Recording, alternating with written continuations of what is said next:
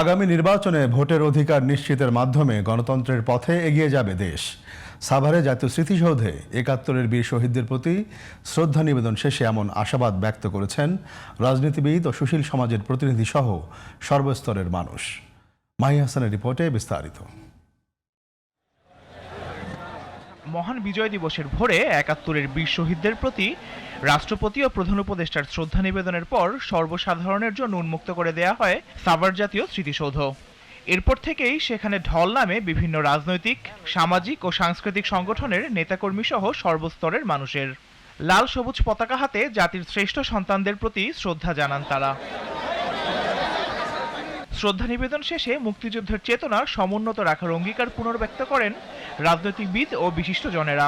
১৯৭১, ১৯৯০, ২০২৪ এই ঘটনাগুলোকে আমরা পরস্পরকে মুখোমুখি দাঁড় করানোর চেষ্টা করছি।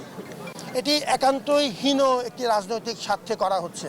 ৪৭ থেকে ৭১, ৭১ থেকে ২৪ যে ঐতিহাসিক লড়াই এই বঙ্গ জনপদের মানুষ করেছে, সেই লড়াই উত্তরসূরি আমরা সেই লড়াইকে ধারণ করে সামনের দিকের বাংলাদেশ আমরা বিনির্মাণ করতে চাই। পতিত ফ্যাসিস্টরা গুপ্ত হত্যার মধ্য দিয়ে, গুপ্ত হামলার মধ্য দিয়ে এই পুরো নির্বাচনের পরিবেশকে বানচাল করতে চাইছে। প্রতিশ্রুতি দেন দুর্নীতি, সন্ত্রাস ও ফ্যাসিবাদ মুক্ত নতুন বাংলাদেশ গড়ার। আমাদের প্রত্যেকটা দলকে এক হইতে হবে। আগামী ফেব্রুয়ারি মাসে যদি নির্বাচনটা না হয়, বাংলাদেশ পিছিয়ে যাবে, বাংলাদেশ ধ্বংস হয়ে যাবে এবং আওয়ামী লীগের যে চক্রান্ত, সেই চক্রান্ত সফল হবে।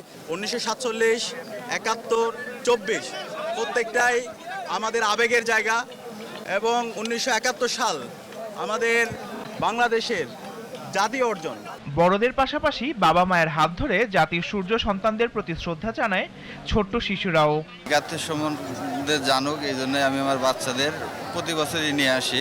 আজকে বাংলাদেশের যুদ্ধের বিজয় দিবস হয়েছে, তাই আজকে আসছি। পরিবর্তন যাচ্ছে, শান্তশিষ্ট, দুর্নীতিমুক্ত, ফ্যাসিবাদ মুক্ত একটি সবার বৈচিত্র্যপূর্ণ একটি বাংলাদেশ আমরা দেখতে চাই। সবাই মিলে যদি দেশের কথা চিন্তা করে তাহলে দেশটা ভালো হবে। মাদক মুক্ত এবং সন্ত্রাস মুক্ত বাংলাদেশ চাই। ভবিষ্যৎ প্রজন্মকে সুন্দর একটি দেশ আমরা উপহার দিয়ে যেতে চাই।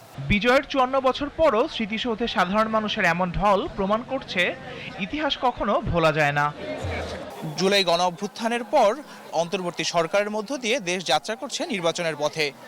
তাই তো সকলের প্রত্যাশা একটি সুষ্ঠু, অবাধ ও গ্রহণযোগ্য নির্বাচনের মাধ্যমে নতুন পথে যাত্রা করবে প্রিয় মাতৃভূমি। Mahi Hasan, DTV news, Dhaka.